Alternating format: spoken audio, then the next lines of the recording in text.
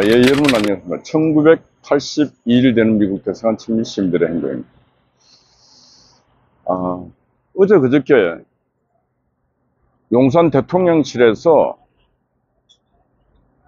여야 대표들과 대통령, 이재명 대통령 3자가 악수를 했습니다. 악수를 한문으로 끝나는 것이 아니라 서로 포개가면서 악수를 진하게 했습니다. 바라보는 국민들은 오래간만에 쌈박질만 하던 정치인들이 손을 잡고 그래도 민생도 챙겨보자, 협치도 하자. 그래서 이재명 또 대통령의 또 신분으로서 좀 이렇게 많이 가진 여당이 좀 이렇게 뭐도 좀 내놓고 협조도 하라. 그래서 악수하고 막 하더라고. 그래서 많은 국민들 박수를 쳤습니다. 오래간만에 마음이 좀 흐뭇하고 따뜻했습니다. 그런데 하루 지났습니다. 하루 지났는데 정책녀가 어제 국회 연설을 통해 갖고 국민의힘당을 내란 정당, 반드시 해산 문제, 해산까지 하겠다 이래 갖고 내란과의 정리를 하라니 말하니, 저거들은 집권 여당으로서 나라 경제 살리고 미국과의 깨어진 동맹관계 복원하고 해야 될 게 수두룩한데 할 수 있는 게 아무것도 없어요. 그러니까 야당 잡는 것, 잡두리 하는 것밖에 신경을 못 쓰고 있다. 참 우리 대한민국 국민들이 불행하고 불쌍합니다. 저런 인간들을 한국 정치 맡겨놓고 나라 살림 맡겨놓고 다 맡겨놓으니까 말아먹고 있습니다. 말아먹고 있습니다. 오늘 아침 또 뉴스를 보니까 여수산업단지, 석유화학단지가 이제 적자가 커서 도저히 유지할 수 없을 정도고, 불 꺼지지 않는 그 여수 산단, 은하수 같은 산단이 지금 이제는 불이 꺼져가고 있다. 적자가 1조 원대에 이른다. 1조 원대. 박정희 대통령 시절에 석유 한 방울 나지 않는 나라에 석유화학 단지 건설하겠다 해서 그걸 지금 세계적인 규모로 만들어 놓고 있었는데, 이제는 중국 기타 다른 나라의 물량이 쏟아져 나오고 하다 보니까, 그리고 그동안 이 좌파 정부가 들어서면서 한 번도 경제를 돌보지도 않고 해갖고 지금 이제 개판되고 있습니다. 자, 석유화학 산업 나라가요. 석유화학은 한국의 5대 수출 산업 중에 하나입니다.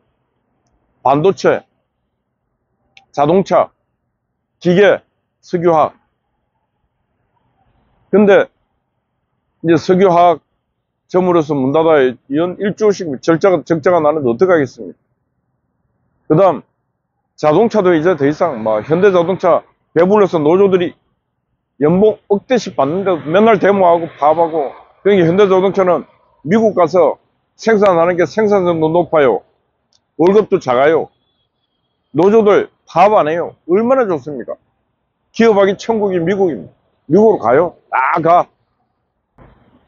근데 이재명 정부 들어서 또 뭐 했습니까? 국회에서 정책내가 뭘 했습니까? 덧센 상법, 노란봉투법 통과시켜서 기업이 이제 기업하는 거 참 힘듭니다. 저도 기업 해봤지만 기업하다가 실패하면 그냥 거지 되는 거예요. 또 기업하다가 실패하면 거지만 되는 게 아니라 감옥도 가야 됩니다. 그런데 근로자들은 책임지는 게 한 개도 없어요. 또 다른 직장 옮기면 돼요. 근데 한국의 정치 지도자 박정희, 전두환, 노태우 이런 시절에는 기업하는 사람들을 진짜 보호하고 우대했습니다. 왜? 기업이 있어야 일자리가 있고 기업이 있어야 나라 경제가 살아갈 수 있기 때문에 박정희 대통령은 많은 것을 희생해서라도 경공업에서 중화학공업으로, 그리고 오늘날 이렇게 산업이 육성될 수 있도록 기업인들을 키웠습니다. 물론 부작용도 많이 있습니다. 그럼에도 불구하고 최대 다수의 최대 행복, 많은 국민들이 행복할 수 있는 길을 박정희 대통령은 택했고, 많은 국민들은 지금 행복해하고 있습니다. 많은 국민들이 전 세계 어떤 국민들보다 행복하고 물질적 풍요를 누리고 있습니다. 그런데 지금 대한민국 국민의 고질적 질병이 뭐냐? 상대적 빈곤, 상대적 박탈감. 내가 비교해서 내보다 저 옆집이 잘 사는 것 같아. 내보다 옆집이 뭘 하나 더 가진 것 같아. 그런 상대적 비교를 해서 박탈감을 느끼고 좌절감을 느끼고 하다 보니까 그게 하나의 사회 질병이 되어 있는 것입니다.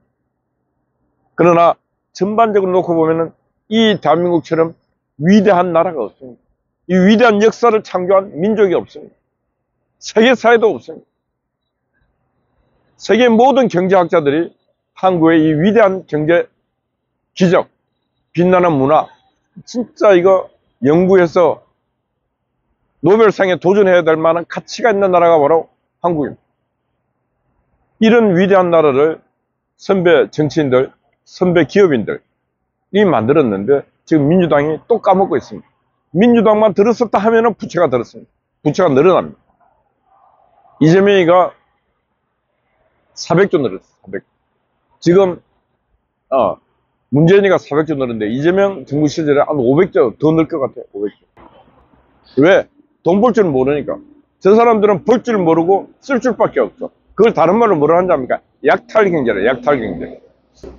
생산을 해서 그걸 공유해야 되는데 생산할 능력이 없던 밖에 남을 걸 이제 뺏어오는 거예요. 그걸 약탈 경제를.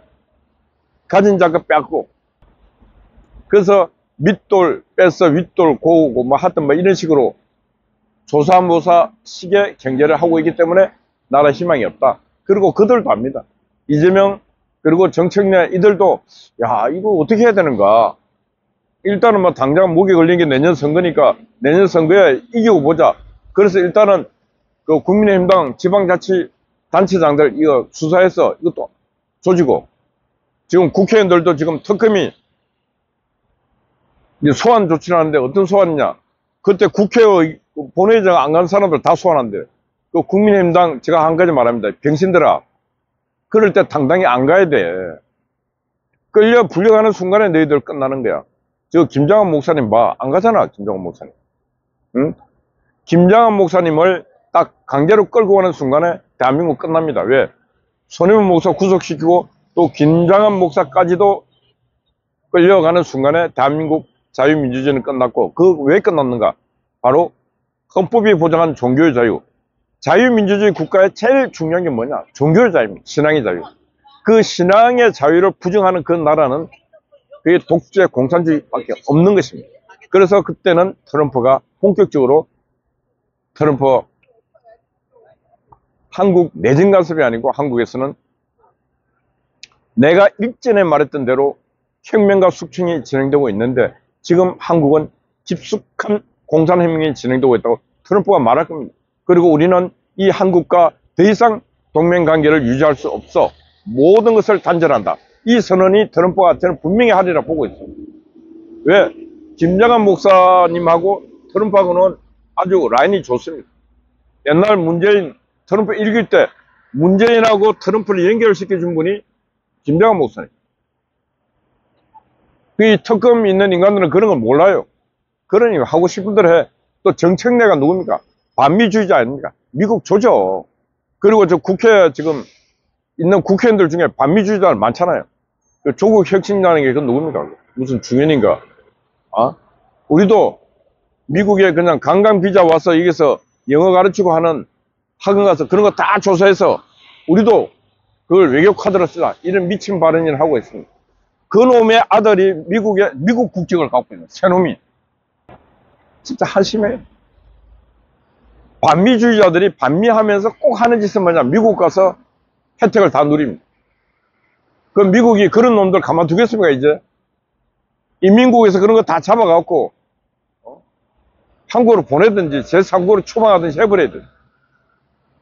미국이 주는 혜택을 받으면서 반미 행동하고, 반미 선동하는 이런 자들은 그 다중인격, 이건 다 인격이 아니고, 까멜로입니다, 동물 까멜로.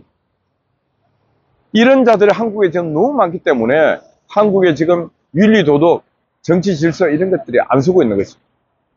제가 오늘 하고 싶은 말은 뭐냐. 정치가 개판인데 그 개판 중에서도 그래도 저는 한 가지 의문이 들어요. 대통령이 되면은 변합니다.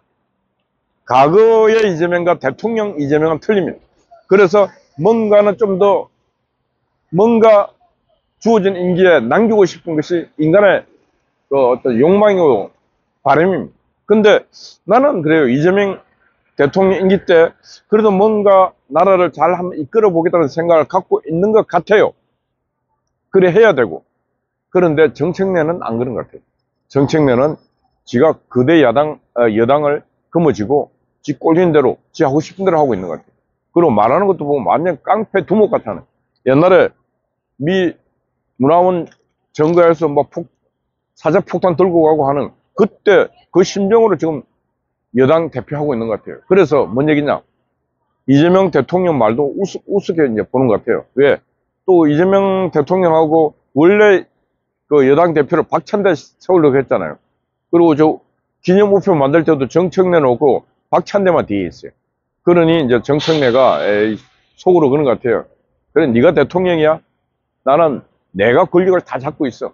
그래서 용산도 내 말 안 들으면은 안 돼. 뭐 이런 식인 것 같아요.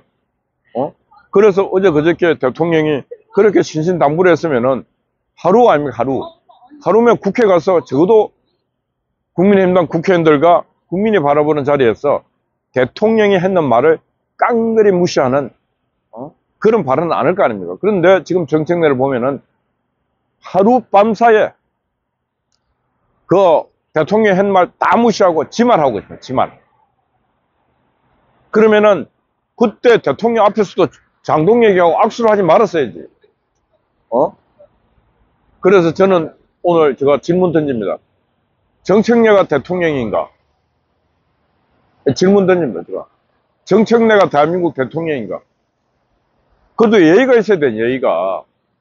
그래도 어떻게 되든 간에 민주당 발 대통령은 이재명인데 지금 하는 짓이 정책내가 대통령 같아요. 이런 나라 잘 되겠습니까? 대통령이 2명이서 이 나라 잘 되겠습니까? 안 되지. 그럼 어떻게 되겠습니까? 정책내를 잘라야 안 되겠습니까? 대통령 말 안 듣고, 대통령 말 안 듣는다고 해서 국민의 말을 안 듣는 정책내는 제거를 잘라야 안 되겠습니까? 민주당 국회의원들 정책내 말 듣고 가다가 끝내 역사에 심판대 다 써서 단두대 이슬로 사라집니다. 왜? 정책내를 바라볼 때 미래가 안 보이잖아요. 모두가 다 과거만 먹고 살잖아요. 왜? 미래를 만들 줄 모르니까.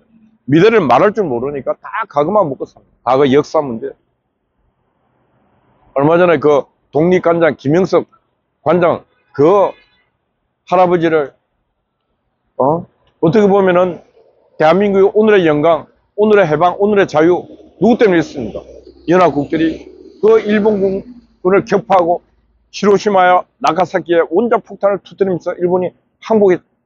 아마 일본이 그때 항복 안 하고 연합국이 일본을 그렇게 강제 제거 안 했으면 우리는 지금도 뭐 한상 됐을까? 뭐 이렇게 하고 있을 거예요. 일본말 쓰고 있을 거예요. 지금 우리는 아마 일본 국민이 돼서 지금 이렇게 아마 한국 땅이 일본을 쓰고 있을 거예요. 그런 부분에서 우리는 광복이 올 때 8월 15일 행사할 때 반드시 우리는 연합국에 감사하는 그 감사의 메시지도 반드시 전해야 됩니다. 그냥 왔습니까? 아니면 하나님께서 선물했습니까? 아니면은 지금 저 8월 15일에 있었던 독립군 할아버지들이 독립을 줬습니까? 모든 사람들의 여망 속에서 있었는데 결정적인 것은 일본이 무모한 전쟁을 일으켜서 바로 연합국 누구입니까? 미국 아닙니까? 미국이 일본 히로시마 나가사키에 온폭을 터뜨리고 끝내 이 한반도에도 이 대한민국은 미국식 자유주의를 심었고 북한은 중국, 러시아 공산주의식 나라를 세웠지 않습니까? 1948년 8월 15일 날 대한민국은 건국이 됐고 1948년 9월 9일 날 조선민주주의 인민공화국이 창건됐지 않습니까? 과거의 역사를 좀먹고 역사를 사기치는 이 나쁜 놈들아. 북한은 48년 9월 9일을 어제입니다. 어제 9월 9일 어제를 북한은 조선인민주의 창건일 건국일로 기념하고 있어. 북한도 100년 전 상해임정 이런 걸 나라 세웠도 안 하는데 이 대한민국 땅에 있는 이 미친놈들만 100년 전 상해임정을 대한민국 건국이라는 말하고 이 미친놈들이 이들이 바로 역사를 부정하고 역사를 왜곡하고 있는 자들 아닙니까? 북한도 그런 말 안 하는데 아마 북한 김정은이가 볼 때 이런 놈들과 미친놈들이 할 거예요. 미친놈들. 그리고 10월 10일 구구절이 북한에서는 기념일이고 10월 10일 다음 달 10월 10일 무슨 날이 납니까? 노동당 창건일이에요. 노동당. 지금 우리 대한민국 정당 북한 유일 정당 노동당 아닙니까? 그 노동당 창건 기념일을 기념하고 북한에 있는 그대로의 역사를 기념하고 하고 있는데 우리는 계속 역사를 뭉개는 작업만 하고 있어요. 이 미친놈들이. 그리고 떼거리 가서 데모하고 있고. 야, 진짜 한심합니다. 한심해.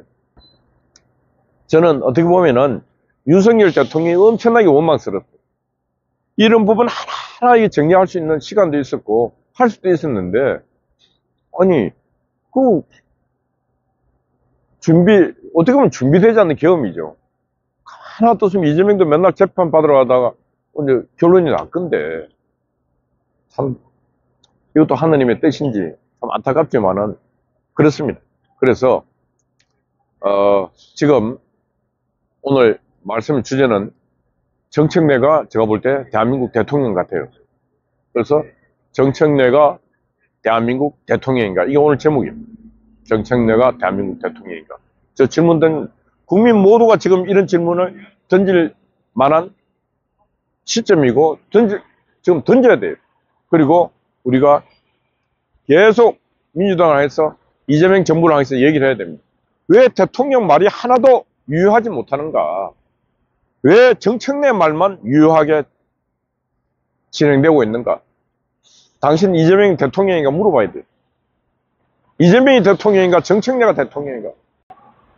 그래서 저는 어떻게 되든 간에 이재명 대통령의 권위를 다시 회복해서 진짜 국가를 위해서 국민을 위해서 마땅히 해야 될 일을 할 수 있고 특히 기업인들 지금 기업하기 어마어마하게 힘든 세상인데 기업인들이 기업을 마음 놓고 기업 경영을 할 수 있도록 박정희 대통령이 기업인들을 사랑하고 존중했는 것처럼 그렇게 할 수 있는 이재명 대통령이 되기를 바랍니다.